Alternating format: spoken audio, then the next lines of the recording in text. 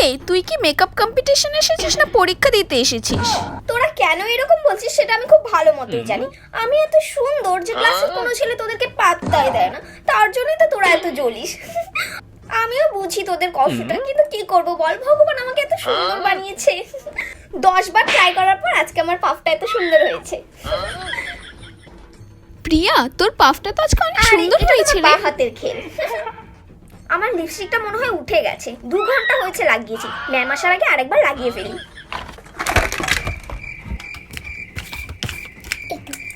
কেউ দেখছে না তো আবার?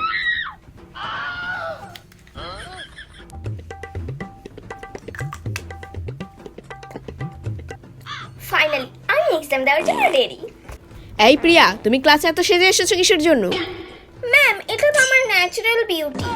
কোনটা ন্যাচারাল আর কোনটা মেকআপ সেটা কি এখন তুমি আমাকে শেখাবে? চুপচাপ গিয়ে মুখটা ধুয়ে এসো। আমি খুব ভালো মতোই জানি ম্যাম, আপনি আমার সৌন্দর্য দেখে জ্বলেন। কি হলো, কথাটা কি কানে যাচ্ছে না? হ্যাঁ ম্যাম, যাচ্ছি।